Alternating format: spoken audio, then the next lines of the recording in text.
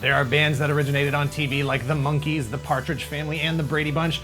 There are a lot of animated TV bands like the Archies, Josie and the Pussycats, and Alvin and the Chipmunks, but very few bands exist in both the real world and the animated world simultaneously. This band crossed over into the animated realm and came back out to play in the real world, transcending their TV roots. Hi, I'm Dan Larson, and this is the history of Kid Video.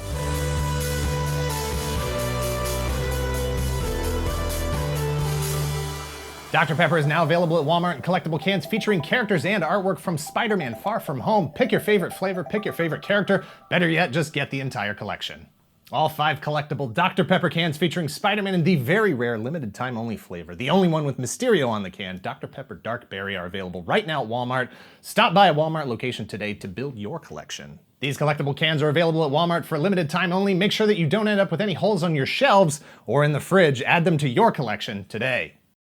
Kid Video was a 26-episode television series that initially ran from 1984 to 1985, then continued on in reruns through 1987.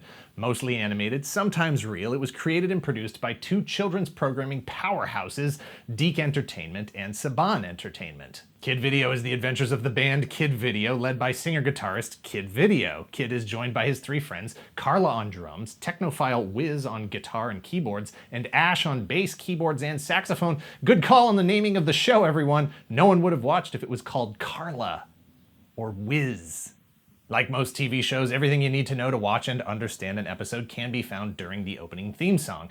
Kid and the band get together to rehearse one day. While rocking out and glamming it up, an obnoxious animated businessman named Master Blaster mysteriously appears in the studio mirror and transport them to the animated dimension called the Flip Side using the power of contrivance, which is activated by a button on his hover chair. It's probably alien technology, something so advanced that it hasn't been invented yet in our world, but the theme song is only like a minute long, so it doesn't really get into how the trans-dimensional technology works. Don't get hung up on that. The whole narrative depends on it, so if you can't buy into that detail, perhaps I can interest you in an episode of Riptide or Murder, She Wrote. Most of the episodes revolve around the band either trying to escape the animated realm of the Flip Side or protecting the inhabitants being oppressed by Master Blaster. Of course, the real purpose of all of that is just to act as a framing mechanism for the music video interludes.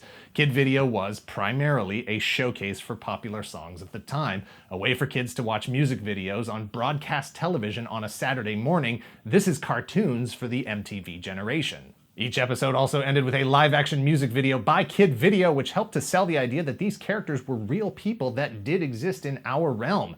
The 4 main actors pulled triple duty with the live-action performance, voice performance, and, like the Monkees before them, singing their songs as well.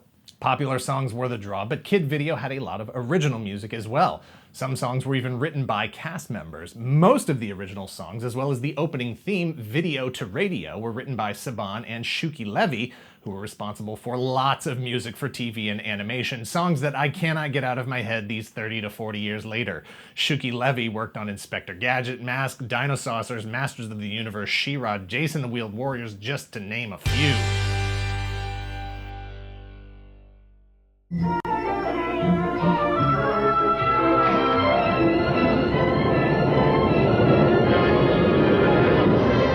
Now, E.T. brings you new E.T. cereal, made with E.T.'s favorite flavors, chocolate and real peanut butter, shaped like E's and T's. Good. New E.T. cereal, a glowing part of this good breakfast. Goodbye. When the show was at its peak in 1985, the Kid Video actors formed a group of over 60 Hollywood child actors for a We Are the World type of event called Kids for Kids.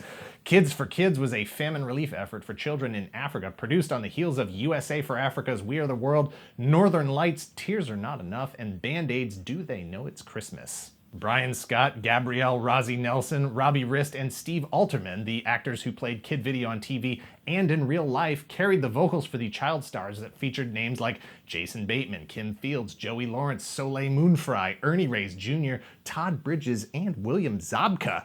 And for their efforts to raise money and awareness, all 4 members of Kid Video were named Youth Ambassadors for UNICEF. That said, in the United States, the band Kid Video was essentially just a manufactured cover band that rolled out some of their own music every once in a while, but never leaving the confines of their 30-minute Saturday morning cartoons. Very little merchandise was ever released. But in Israel, where both Shuki Levy and Haim Saban of Saban Entertainment were from, the band experienced a bit more fame. At the end of the show's life in 1987, Kid Video not only released an album of original songs from the series, but also, according to the internet, toured the country. Supporting merchandise from Israel does exist, including candy bars, yogurt, and a card game, all licensed with the likenesses of the actors. But we were unable to find any photos or video recordings. If you have any, please forward them to Toy Galaxy, care of YouTube, the Internet, USA. Kid Video has been released on VHS in the past, but even today, even with several episodes on sites like this YouTube, complete episodes are practically non-existent. The licensing rights to the pop music that was featured in the episodes has long since expired and is never going to be relicensed to somehow put out a complete edition, even if those original recordings still exist. Especially since the rights to Kid Video and several other former DIC properties are currently owned by Disney.